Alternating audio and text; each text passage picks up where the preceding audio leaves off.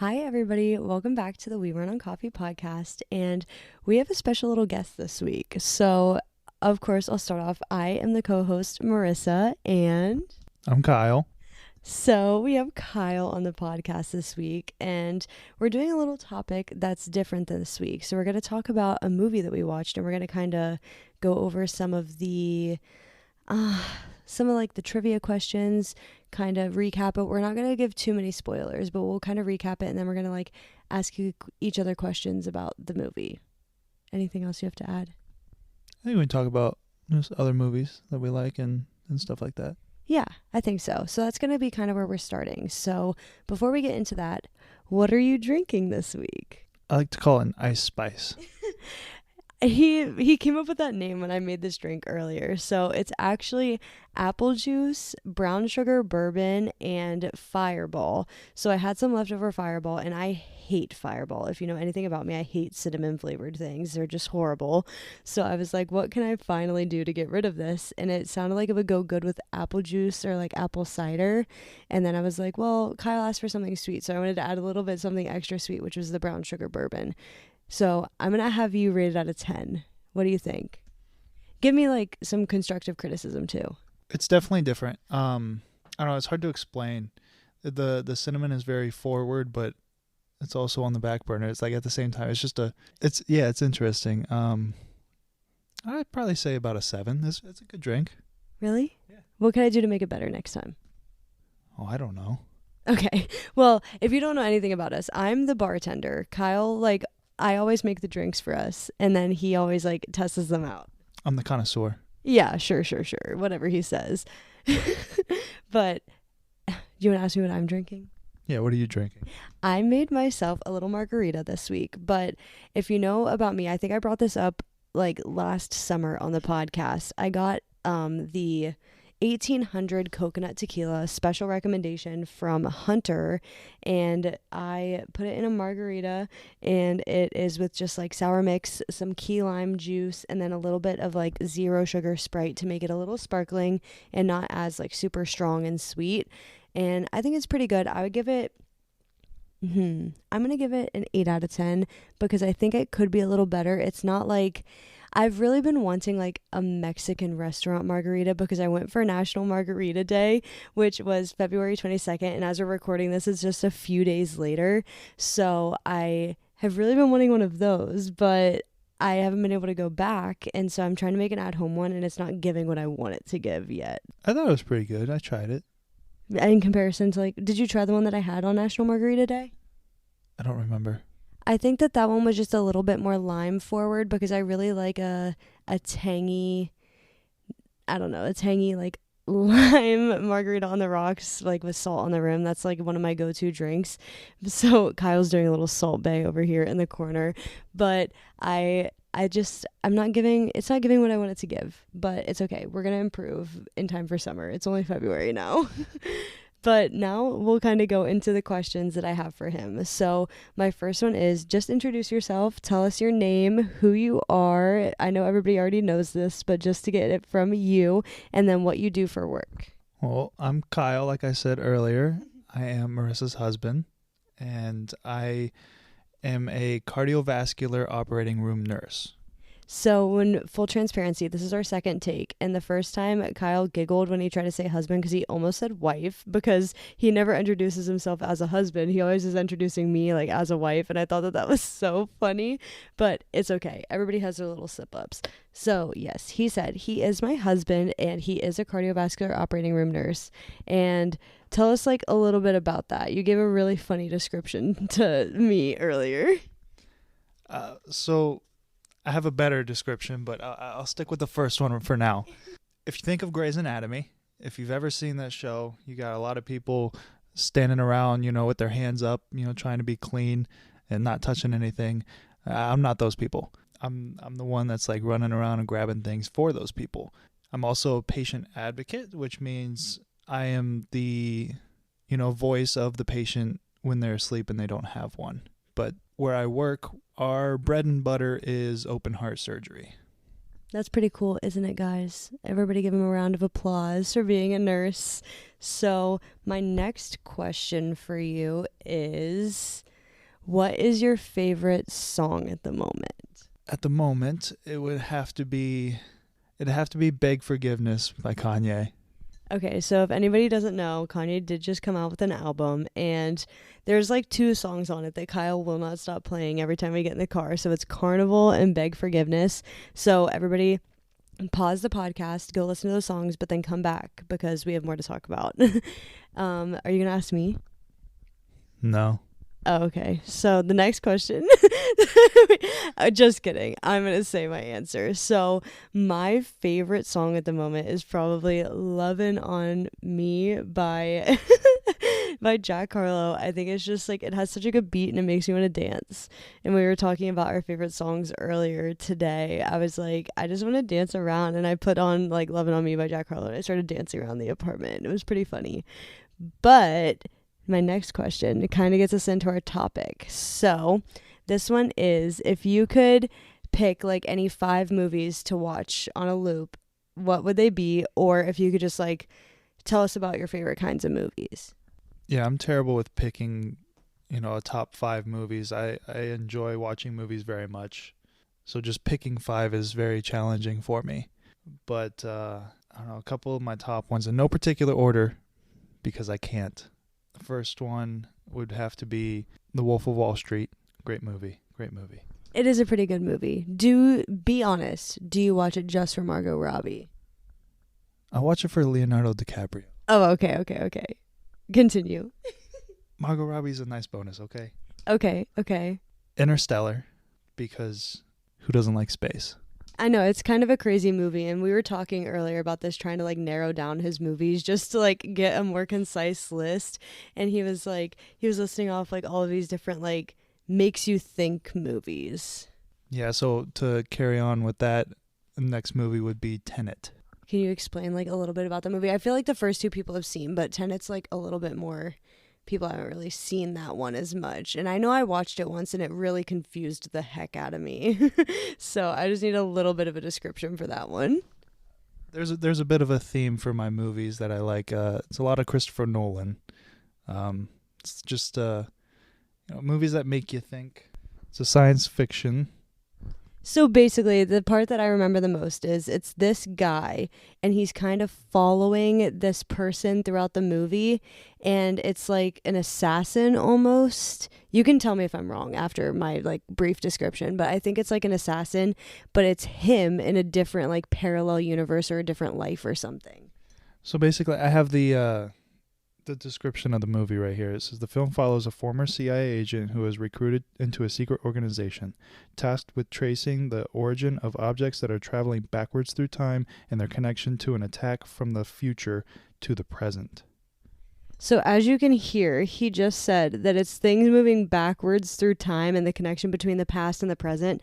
That's why I was like, what the heck is happening in this movie? Because it was such a hard timeline to follow. I was trying to watch like this main character guy, but it's like jumping back and forth between the past and the present timelines until they eventually meet. Kind of like at the end of Interstellar, like when they meet like at that bookshelf. And it was just like, what is going on? Spoilers?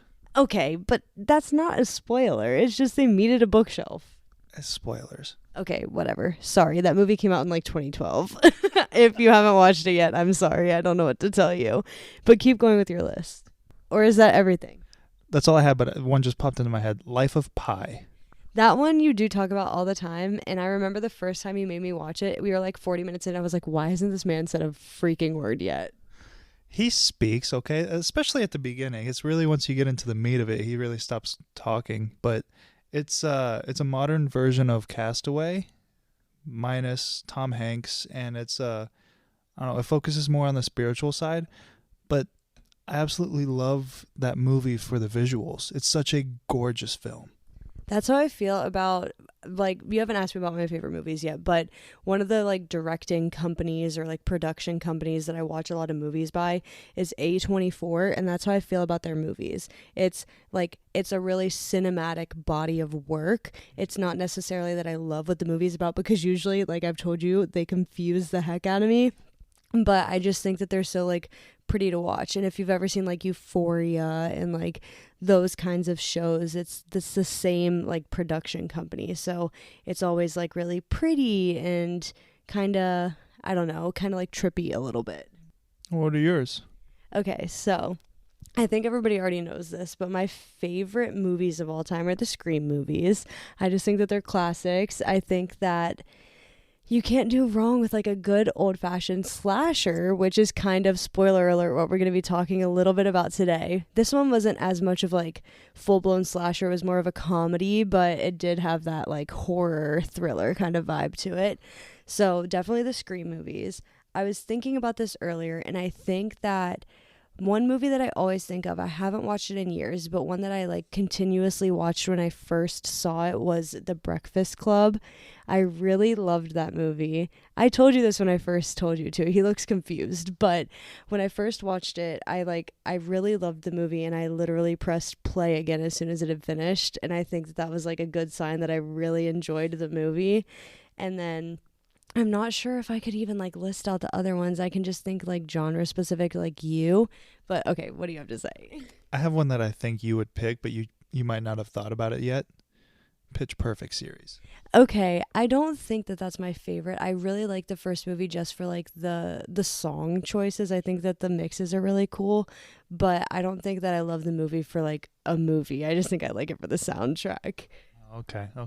Yeah. So the other one I was going to say is Kyle in 2019. He made me start watching all of the Marvel movies, and I was pretty reluctant at first, but he said, "Trust me, we're going to do this." So he made me start at the very beginning, and when we started it, there was 19 movies in the Marvel Cinematic Universe. I'm pretty sure, if I'm remembering correctly. Now there are more in the like whole franchise universe, whatever you want to call it. And I watched them with him chronologically, first to current. So if you know anything about Marvel, there is a chronological timeline, so when the movies actually came out, and then there's like a proper order, I guess, like I think you're describing it backwards. Like there's an order from when they came out, and then there's a chronological order from when they take place. Okay, yeah, you're right. So I think of chronological as being when they came out, but it's backwards. So chronological is the order in which they take place in the Marvel Cinematic Universe, and then there's by release date. So we watched them by release date first because there was still movies coming out that were placed before the first movie we watched. They just hadn't come out yet. And we watched all of them, I could say probably by mid 2020.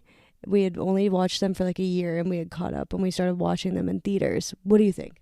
I think it was during a time where you were recovering from something, so we had a lot of time to just sit and watch movies. So we caught up pretty quickly. I think it took us a couple months. Well, the only reason I say is it was in 2019 because I remember I was in my freshman year dorm when we watched the first one. But then I remember the first time we watched one, I promise you. If you know anything about me and Kyle, it's that one of us is always misremembering something. It's usually her. It is not usually me, but I promise you, because this is a funny story. We were watching it on my TV, and my ex-roommate came in, the mean one, and she was like, "Why are you sitting on my futon?" when we were watching the movie, and she got mad at me.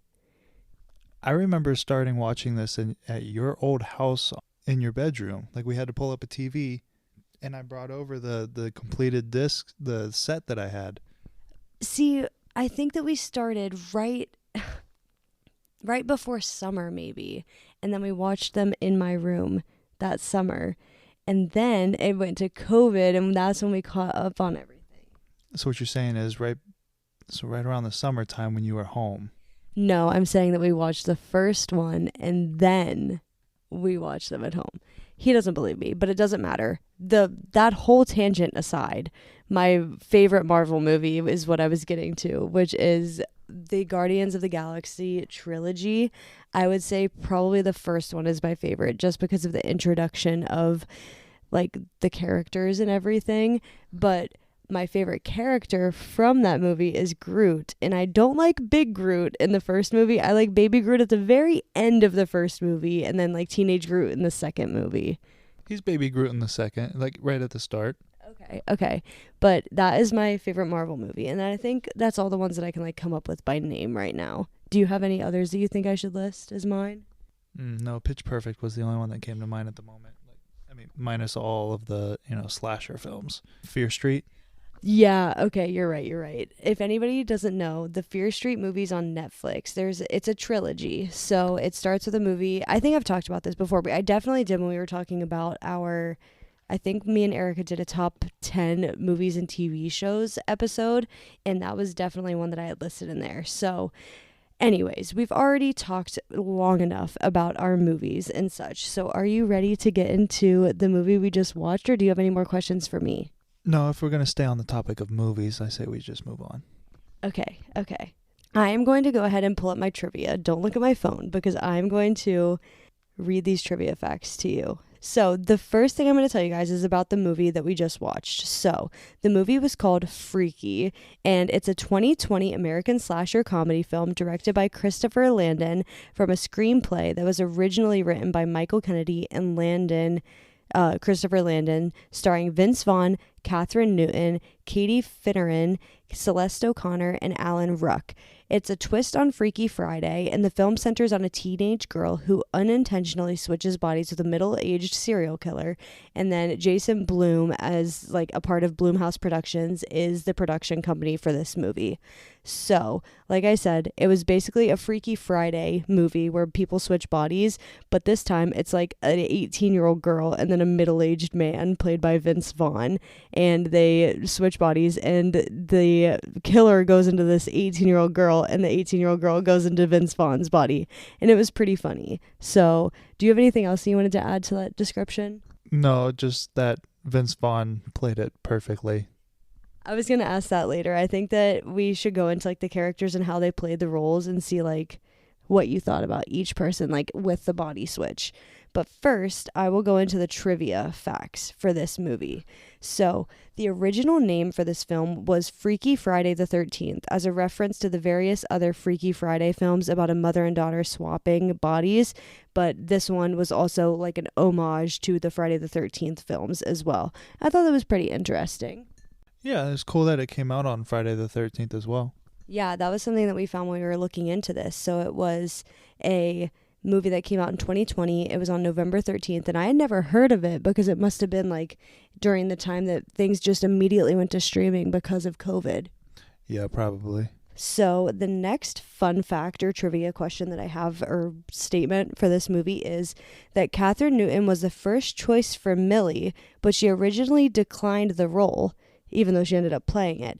However, after speaking with Jason Blum about the project, she eventually changed her mind.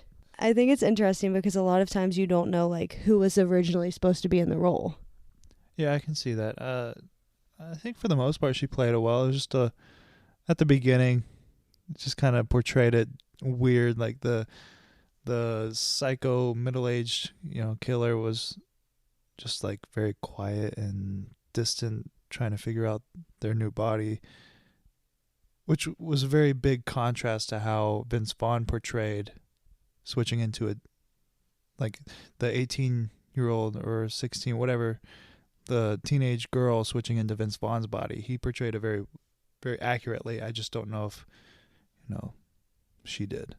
Yeah, that was something we were talking about as we were watching the movie too. It was really weird to see the character that was played by Catherine Newton. She was like this bubbly like teenage girl in high school and everything, and she was talking with her friends, and then all of a sudden she just like becomes this quiet kind of stone-faced person or character, and it was really different, and we couldn't tell if they were just trying to portray like all serial killers as being quiet and withdrawn, but we couldn't tell. Yeah, I don't know if like being a psycho killer makes you just all like distant and but like if my body switched, I'd be kind of freaking out a little bit. Yeah, if I woke up in an 18-year-old girl's body and I was originally like, I don't know, I remember the stats from the movie they called out was like 6'4", 240-pound man, I think I'd be a little concerned. I would have some questions. Okay, anyways, moving on. So the director slash co-writer Christopher Landon proposed a crossover movie for this with Happy Death Day called Freaky Death Day. Have you ever seen Happy Death Day? I think I've seen previews for it, but I don't know if I've watched the movie. Do you know what I mean when I say a Groundhog Day movie?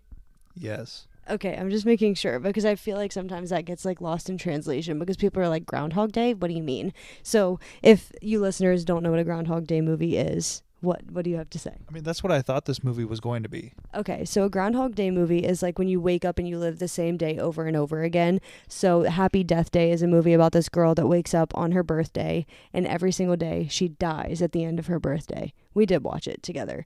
But this one, I think it would be really cool if it was Freaky Death Day, but you wake up every day and you're switched bodies. What do you think? Like, I think that'd be kind of fun. What do you think? Would the premise be like trying to switch back, just like this one was? It's just they have multiple days and then they start learning the patterns of the day, just like every other Groundhog Day movie. Yeah, I think so, because in Happy Death Day, she has to try and figure out who her killer is. And every day at the end of the night, if she doesn't figure it out, she wakes up and relives her death again. So I think that would be the same kind of thing. If they can't figure out how to switch bodies, they would have to like start over and over again. I think because this movie, I was anticipating it being a Groundhog Day, and it wasn't. It was just they had a certain deadline that they had to meet before, the reverse was permanent.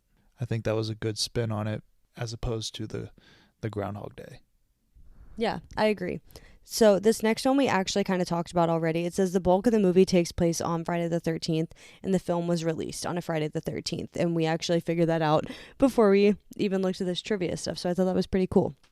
So we'll just move on to the next one. There's actually a lot of fun facts for this one, but I'll decide when a really like a good place to stop is. But the next one is at the football game, Booker's last name of Strode is seen on his jersey. This is a reference to slasher icon Laurie Strode, Jamie Lee Curtis of the Halloween series. In addition, Blumhouse previously made Halloween 2018 the reprise. That's a pretty cool little Easter egg.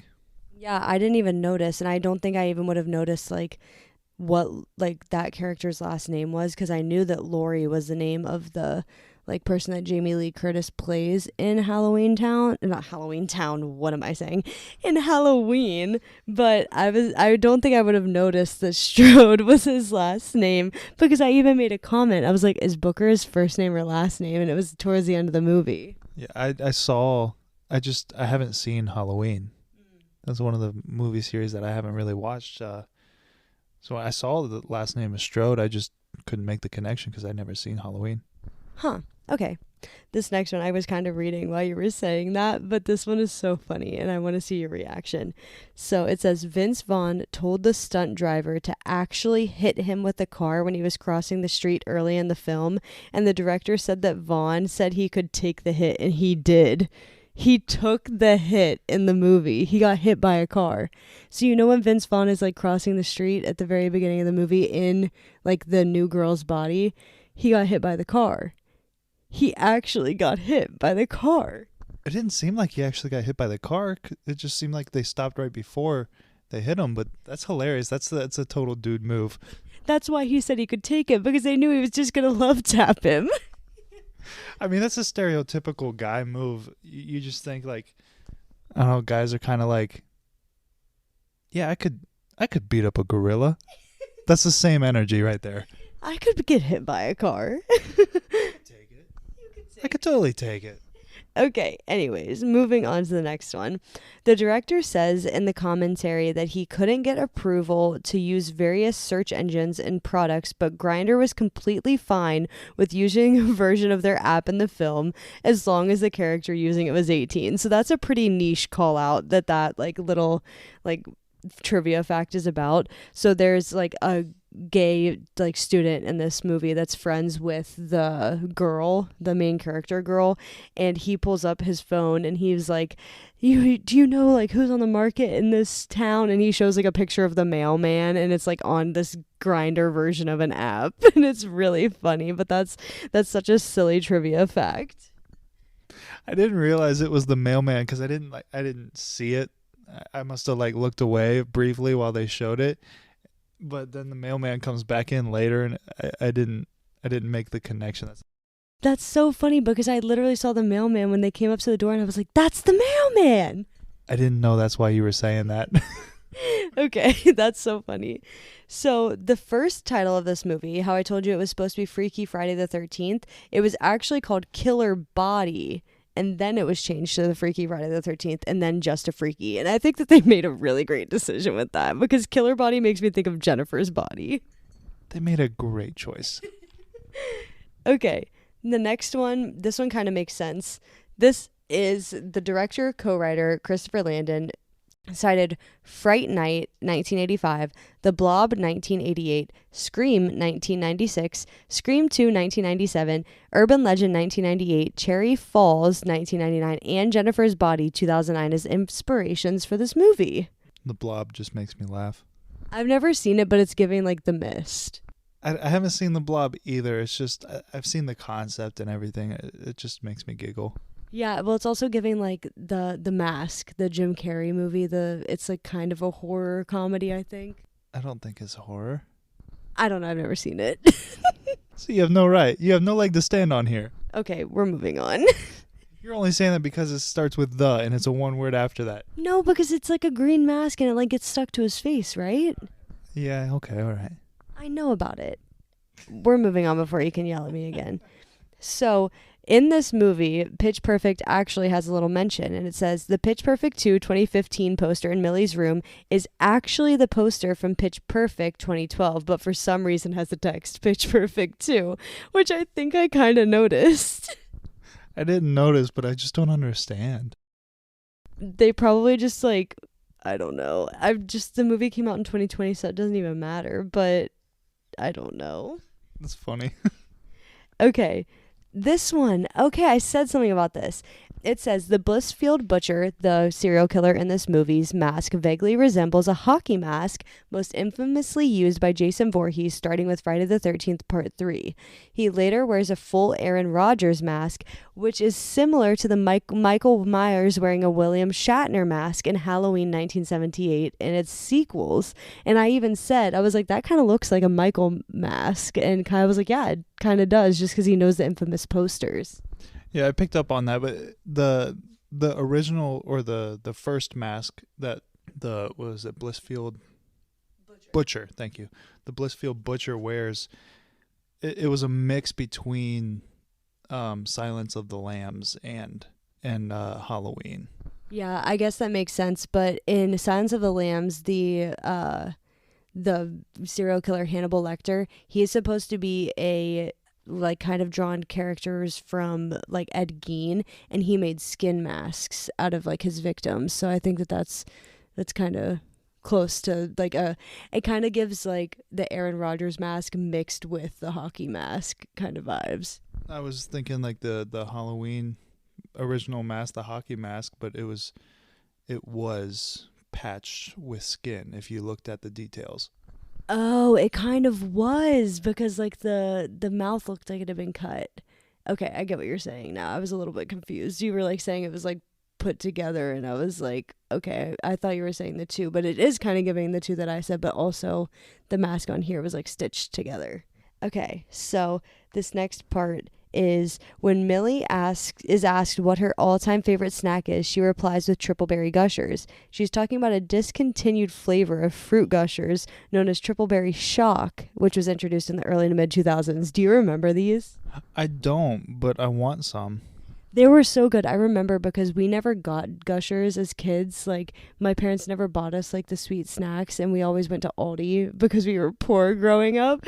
But we would like every so often we would get the like gushers from Kroger, and the triple berry shock, it was like a sour flavor. The middle was sour, but it was like 3 different flavors. It was like pink, blue, and purple in the pack. Do you know what I'm talking about? You look like you're having a memory. I don't know. I never had gushers myself. My mom, she was trying to make us healthy. Good on her, I guess. But I missed out on some things like gushers. I loved gushers. I got gushers from like other people in school, trading snacks and at the lunch table and whatnot. But I don't know if I remember those specifically. I remember like the sour Gushers, but when you describe the colors, like that doesn't resonate with me. I could be completely misremembering, but I hope I'm not, because I remember that. I'm about to look it up while you have your little aside here. I don't know. You misremembering sounds very on par for the course here, because you always say stuff with such confidence, but it never gets backed by anything. So you just kind of spit out of your mouth. Do you hear how mean he is to me? He's being so mean. I'm looking these up because I know what I'm talking about. Triple Berry Shock. They are purple, blue, and red. Look at these. Do you see what I'm saying? Do you remember them? No, I never got Gushers. Like, Gushers were never in my house. Me neither. I got them at the lunch table. That, like you said. I didn't pay attention. I just put them in my mouth. Okay, whatever. He's being mean to me, and he's trying to say that it's par for the course. And I just remember, you are a guest on this podcast. A very gracious guest. You're not being very gracious. Moving on to the next one. So this one says Coral Kessler, which is the person, the mom of the... This is just so confusing because her name tag was Coral where she worked, because that's part of the scene. Yeah, so... I thought that was just a strange name. It is a little bit, but Coral Kessler is the mom of the main character, and she drinks Swan Song wine. I don't remember if you remember like seeing that. It was a Chardonnay. It was a Chardonnay. So that was like thrown in the trash, and it was kind of like an homage to like her being a little bit like heavy on the drinking because her husband had just died the year before. But Swan Song is a phrase meaning the last thing someone does before death. I didn't know that. This sounds familiar. I wouldn't have been able to like tell you, but like that makes sense. Yeah. How many more of these fun facts should I do, or are we good? I don't know. I think we're good. Okay, so next we're going to kind of go into the movie a little bit more. So I'm curious. I told you to come up with some questions for me, and I want you to see. Kyle always says that I am notorious for forgetting movies as soon as I watch them, or I just am bad at paying attention. Don't give me that look. He says I'm bad at paying attention, but I've really tried to pay attention to this. So I want to see if you can ask me some of these questions and see if I can remember. He's too busy reading to know that I put the mic in his face. So are you ready now? He's not ready. I have a bit of a tangent to go on. Okay, go. How do you feel about Yummy Wings being discontinued? I am so sad. This was definitely on our favorites list last year. I'm pretty sure it was in the first favorites episode we ever did on the podcast. So, if you guys know the brand Yummy, it's the people that make the Dino Nugs. And I know I sound like a child right now, but not the Dino Nugs, the specifically buffalo flavored WYNGZ wings by the brand Yummy were my favorite wings of all time. And I got them so many times last year, and I've been looking for them since. And Kyle sent me a link today because he was trying to be so nice and order them off the internet for me for my birthday because we couldn't find them. And they discontinued them. That's just so sad. Now I just have to eat Dino Nugs. He's not even ready to speak. You just gotta settle for Dino Nugs. I'm sorry. I will have to say the wings weren't very good. I don't care what you have to say. They were all right. So these wings, they were shaped like drumsticks, and like what are the other ones called? Drumsticks is like the one that has like the bone and like the meat at the top, and the other one's like called a wing, like a flat. I've heard of a flat.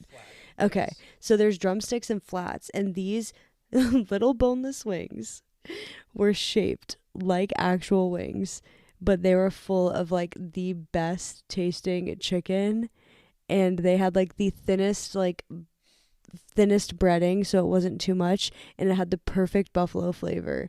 And now they're gone forever.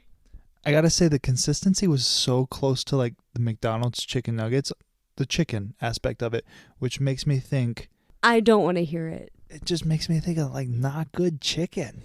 Okay, so I can't have McDonald's because I'm allergic to soy, which I just talked about on a previous episode of the podcast.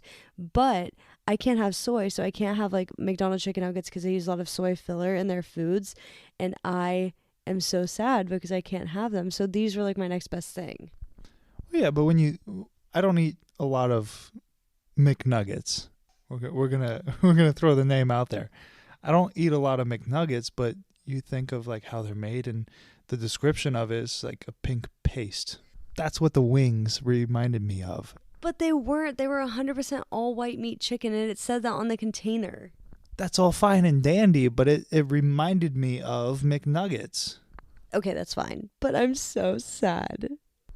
Okay, are you ready to ask me your questions? I'm just here for the roller coaster. Ask me your questions. I think this is a good question because of it's a slasher movie. Excuse me. The Thrasher movie, if you will. Yeah, Thrasher, the thrash slinging slasher. Select an action performed by one of the characters in the film and explain why the characters took that action. So this one, I don't know.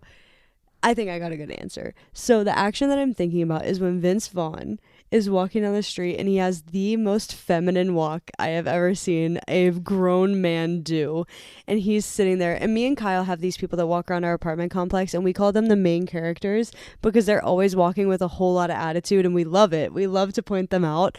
But he had main character walk energy in this movie when he had transitioned into like the female version, I guess, of himself when the woman like entered his conscience. And I just thought it was so funny. And he of course had to do that, and he had to like present a little bit more feminine just to take on that role and show that consciousness of the person he had switched with. Yeah, I think there's a lot of opportunities here with this question, like things that you could have pointed out in this movie that was very hysterical. Vince Vaughn nailed it. There was a lot of things that he did throughout the movie where he was trying to portray a teenage girl, and he nailed it. Yeah, I agree. And we can kind of talk about it on the flip side of maybe my follow-up question to this is, what do you think that the woman actor, I can't remember her name at the moment, I don't have it pulled up, but the one that the like serial killer had switched into her body, what characteristic or what kind of thing, like, I don't know, sort of like body language she could have started using a little bit better to like better associate with that serial killer. Well, you pointed it out. One thing that I didn't notice at first was at some point in the movie they were walking very like pelvis forward. Which I think I remember I said walking with his dick out. Yeah, that probably sounds about right. I kind of alluded to it earlier, but there was just that like the psycho behavior was just like distant, quiet, and trying to figure things out and whatnot, which was an interesting take. I agree. I think it's a lot easier for Vince Vaughn because he's been acting a lot longer to see how to portray a female body, and I like just being like an older person. And Kyle just mimicked one of the things that he did in the movie when he had entered the woman's body. Well, I guess this isn't what he did. It was what the actress did. And I think this is a good thing for like her character development and her acting. She looked down at her breasts and she honka-honked them. Which, if you don't watch How I Met Your Mother, she like squeezed her breasts. And it was so funny because me and Kyle were literally talking about this the other day. If we had switched bodies, what was the first thing that we would do? And Kyle was like, well, I would like have to like, I don't know. Like I said that I would see what it would feel like to have a penis. So I would like whip it around. And I think that's like exactly what like the girl did when she like turned into the serial killer, and he was like, well, let me see what this is about. I just love the reference, the honka honka reference. How I Met Your Mother is one of me and Erica's favorite shows, and it's one of me and Kyle's favorite shows too, because it was the first show we actually ever watched together as a couple. So it's kind of really great whenever we can come up with references for it. But I think that one of my questions was, well, not really one of my questions, but one of my takeaways from the movie is, if you have a weak stomach, you have to skip past the first kill of this movie. And this is a spoiler alert. I'm going to tell you, trigger warning, what this first kill of the movie is. So these kids are walking around in this house, and this person dropped a bottle of wine, and so he's cleaning up the pieces. And when he stands up for the third time for cleaning up these pieces, the killer is standing over him and shoves a full bottle of wine down his throat, and it punctures through the front of his neck, and it is absolutely disgusting. And I would love to hear your thoughts on this first kill. Usually the last kill is pretty gruesome, but the first one just really took me out. Yeah, I wasn't really expecting that. It took me by surprise. I will say, though, despite one of the kills, the blood was very fake. There was one with a tennis racket, and it was definitely like the corn syrupy most corn syrup ever. Yeah, it was very, very thick. It looked like molasses almost. It was crazy. But I'm curious to see what your next question is. Do you have one prepared? Mine wasn't really a question. I had more of a takeaway, I guess, from the movie. So if you have any of those as well, that would be interesting. He's thinking. What made the movie? What was the best thing about the movie for you? I think that the comedy aspect was my favorite part, because I think that, like we've been saying all along, Vince Vaughn played the best rendition of a woman in a man's body I have ever seen. Not even a woman, a teenage girl in a man's body. And I think that it was really funny. But my absolute favorite part of this movie, and I think this is what I'm gonna have to title the episode, is he gonna kiss that boy? So... And this is another spoiler alert, but there's a little love element to this movie. So there's this boy, and he has to be 18, and he ends up kissing Vince Vaughn. It's a stage kiss. But we were sitting there, and I was like, they were talking, and the girl Millie, that's the girl main character's name, is in Vince Vaughn's body, and she's talking to this boy, Booker, and they're talking back and forth, and they're realizing that they have this little flirtationship, and then they start getting ready to kiss each other, and I literally looked at Kyle and I was like, is that boy gonna kiss that man? And he just started cackling, and I think that was my favorite part, because it was like, is this really gonna happen right now? But it was also like good for the plot, because it ended up getting those two people together at the end of the movie. I really didn't think it was gonna happen, but I mean, it was obviously very staged, and Vince Vaughn's hand was in the way when it was like the profile view of it, and when it wasn't, like the kid's head was in the way. So like obviously they didn't kiss, but it was a very big comedic relief at that point in time, where it was starting to get it very suspenseful in the movie. Yeah, I agree. It was getting really suspenseful, because there was a lot happening, and like a different scene that was kind of set apart from, like, those two people were in a car, and then in a different area they were jumping back and forth, and the one scene was very suspenseful, and this one was just very, very funny. And I think they did a great job of kind of like making that juxtaposition between the two scenes. Yeah, I mean, it just kind of gives me a big memory of in high school growing up. I did a little show choir, and one of our classmates who was in the choir with me, was just to give you an idea, we would just randomly go up and put our hands on each other's faces and put the thumbs over our lips, and then just do a little stage kiss thing. Just out of the blue, random thing. It just something between us. Yeah, it would always happen. Even when they weren't in class together, they would just be in the hallway. Kyle and I would be talking, and then so just walk up and grab Kyle by the face and fake kiss him, and I'm like, all right, I gotta go to class. I'm moving on. Do you remember me doing that? Yeah, fond memories there. Fond memories, of course. Do you have anything else that you wanted to talk about with this movie? Or anything else that you wanted to unveil on the podcast live? No, I think I exposed myself enough. Yeah, that was pretty exposing, the last one. But do you have any final words before we sign off today? Keep listening. Yeah, I love that. Are you a loyal listener? Yes, I wasn't for a good couple months, but I caught back up. I'm up to speed now. Okay, I'm glad to hear. So, Erica usually does this part. I gotta figure out how to do all of the plugs at the end of the episode. So the first one I'm gonna say is that the Spotify question today. So we finally figured it out. If you slide up on the screen on our Spotify, you will come up with a little question box. And in that question box, I'm going to ask what your favorite movie is, listeners. Follow us on Instagram at We Run on Coffee. Email us if you have any business inquiries at werunoncoffeepodcast@gmail.com. Follow us on Spotify, follow us on Instagram, like I already said, and react to our questions and our polls on Instagram today. And just because I know you're listening, what's up, Brandon? Kyle had to throw that in at the end. Brandon is one of our loyal listeners, and I hope that he enjoyed this episode with Kyle. But with that, I'm Marissa. And I'm Kyle. And we run on coffee. Bye.